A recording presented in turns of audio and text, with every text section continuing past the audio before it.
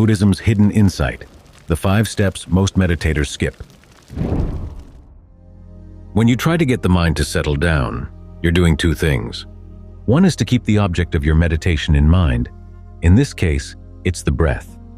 Each time you breathe in, try to remember, this is where you want to be. The second thing is putting aside any interest in things outside. Thoughts may come up about this, that, or the other thing. You have to regard them as the result of past karma. You're just going to ignore them. There will come a point in the meditation where you try to understand why the mind comes up with these thoughts. But in the meantime, just think, I'm not going to get involved. That's not any of my business. In some cases, they'll go away. In other cases, they'll hang around for a while before they go away. They're like stray dogs coming to your house. If you don't feed them, some of them will go away immediately. Others will hang around in hopes that maybe you might change your mind. So don't let any stray dogs into the house. You don't have to chase them away. Just be right here with the breath. Make the breath as comfortable as you can, as interesting as you can, because sometimes the mind isn't satisfied with comfort. It wants something more.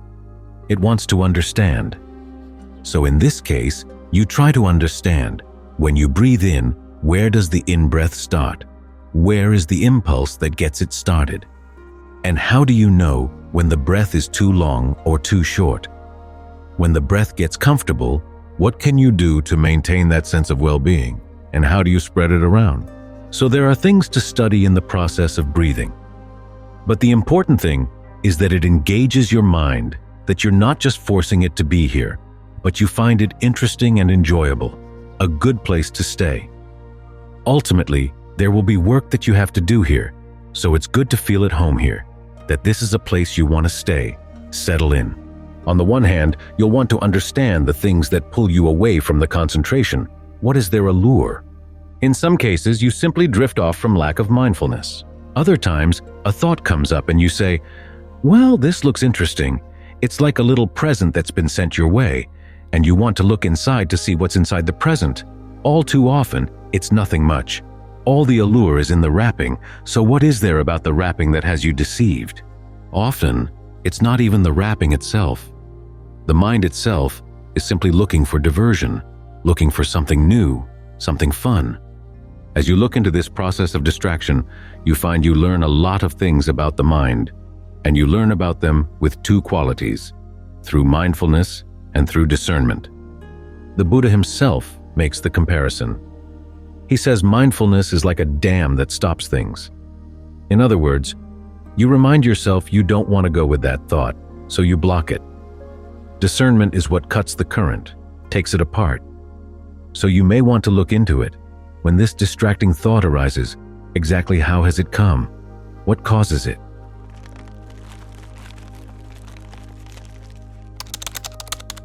Five steps to insight.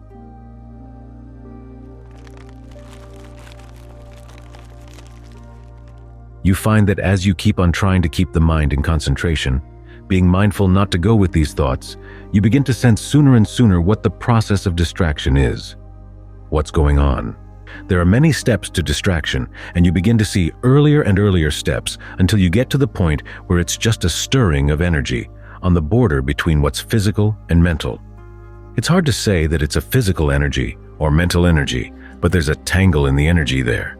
If you decide, hey, this is a thought about X, you slap a little perception on it, you slap a label on it, and then it begins to grow into a thought world.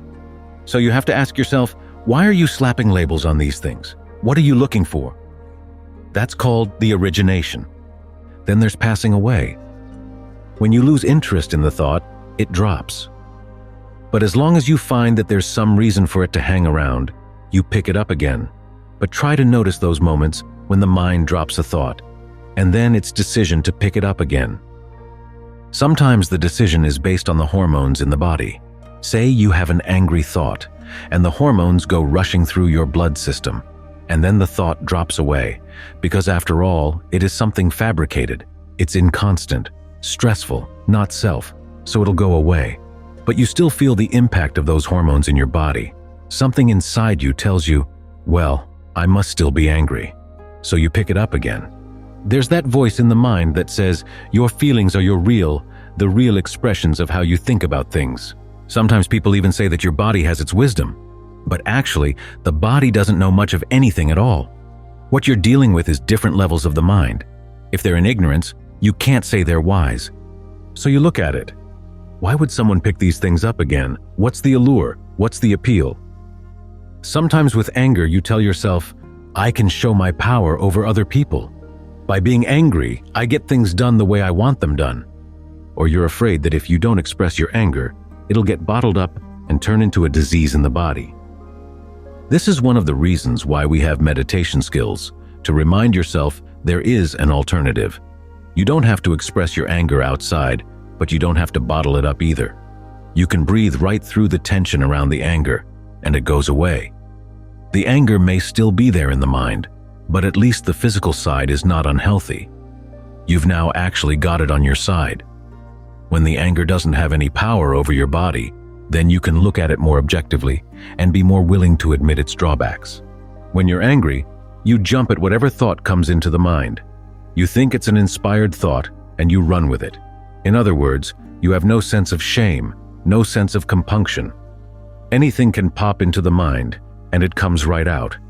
You feel that if you have the right to be angry, then you have the right to say whatever you want. But then you're going to regret it afterwards. So you're thinking about the drawbacks of whatever that was, whatever the emotion is, whatever the distraction is, and then you see that they really outweigh the allure.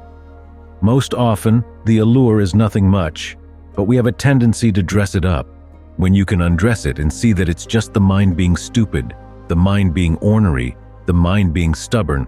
For what purpose? Then you get to the point where you say, this is not worth it. Then you let it go. These are the 5 steps that constitute insight. It's a teaching that the Buddha stresses many, many times throughout the canon, yet it's amazing how little emphasis people put on it nowadays. But this is how you gain discernment around the things that are harassing your mind, the things that are keeping it from being at peace, calm, stable inside. In this way, your concentration grows deeper because it becomes more and more resilient. You get quicker and quicker at seeing through the things that used to pull you away until it feels like concentration is the normal state of the mind.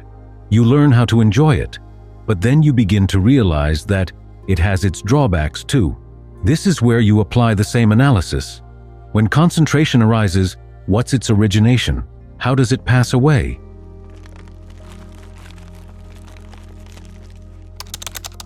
That's not the big issue. The big issue is, what's the allure?